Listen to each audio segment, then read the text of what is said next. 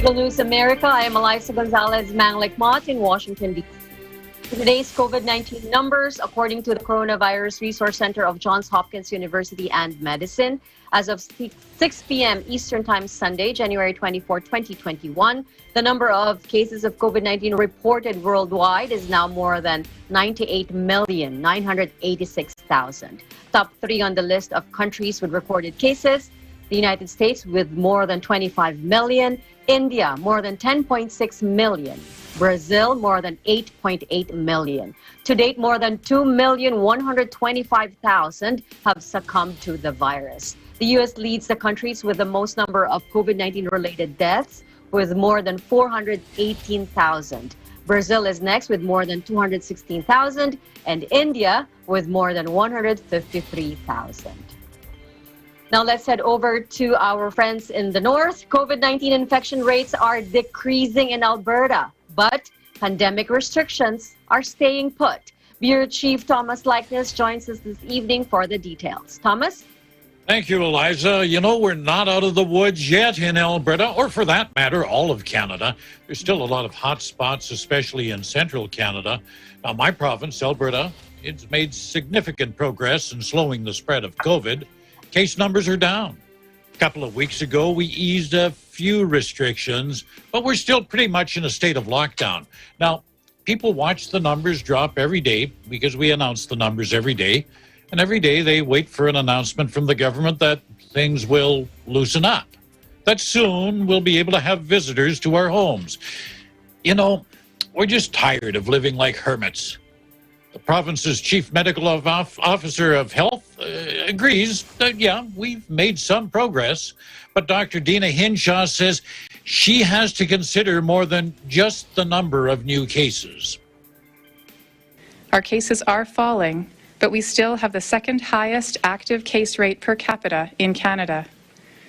It is also particularly important to keep our current hospitalization numbers in context.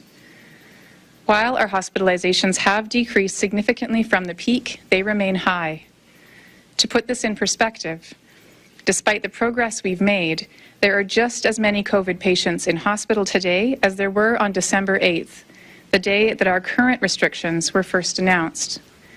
This means that our health system continues to experience significant strains, and we must ease this burden as quickly as possible. Now, we've seen before how quickly things can turn on us. In Alberta last fall, following the Thanksgiving weekend, when people ignored the suggestion to avoid large gatherings, what happened? Case numbers increased exponentially. In central Canada right now, things are so bad that a curfew remains in effect in the province of Quebec. And Ontario, the country's largest province, well, it's pretty much locked down. Despite those measures, we're still seeing case numbers of around 4,000 a day between those two provinces. So we need to continue to reduce community transmission. And that means limiting our contact with other people. So I guess for the time being, we stay in our homes and we remain as pandemic hermits. While we wait for this to end, I wish you all good health. In Edmonton, Canada, Thomas Likness, Eagle News. We live in interesting times. Back to you, Eliza. Thank you, Thomas. Now, let's go back a little bit. Remember earlier, during the onset of the pandemic, a great number of the younger generation thought they were invincible when it comes to getting infected with the virus. Now, how was this misconception changed, Thomas? Well, unfortunately, a great many still think they're invincible, but maybe this will kind of hit home with them. We had 3 recent deaths in the last couple of days in Canada. That should serve as a reminder that COVID-19 is no respecter of age. In Ontario, the virus claimed the life of a teenager. This 19-year-old worked in a nursing home. No indication of what his job entailed. Health officials say they won't give out that information to protect the man's identity.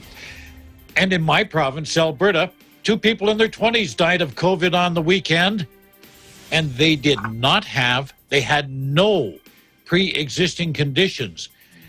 Furthermore, young people should listen to what the long haulers are saying. You know what long haulers are. These are the people who have recovered from the infection, but they still have lingering health problems, and they're generally younger people. This disease is not like getting over a cold or a case of the flu. In many cases, there are lingering effects, and these can be devastating. They can be life-changing. They can alter your lifestyle. Things like lingering fatigue, breathing problems, relapsing fever, memory problems, just a host of other issues that linger on. Eliza?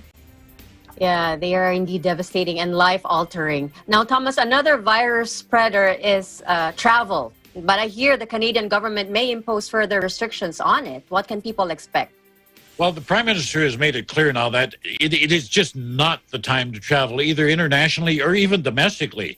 So I shouldn't go to see my relatives in Eastern Canada or perhaps on the West Coast. Stay home is the message. We have some hot spots in Canada, and we simply don't want the virus hitching a ride to other provinces. Prime Minister Trudeau says he could impose stricter measures without notice, and if he does that, that may make it more difficult for travelers to return home because quarantine restrictions might be different. It's just going to be a major inconvenience. He's telling people who've booked spring break vacations, cancel them. Forget about it. Stay home. Foreign Affairs Minister Mark Garneau, he was on CBC News this morning. He said that he might even invoke the Federal Emergencies Act, and this would allow the government to limit travel within the country. That could prevent a person from traveling across the country.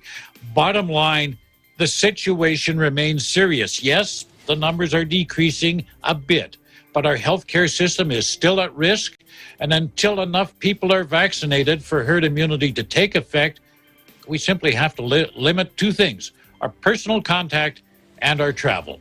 Eliza? Thank you, Thomas. And if time permits, we'll see you later for our roundtable. Stay safe. Okay, I look forward to it.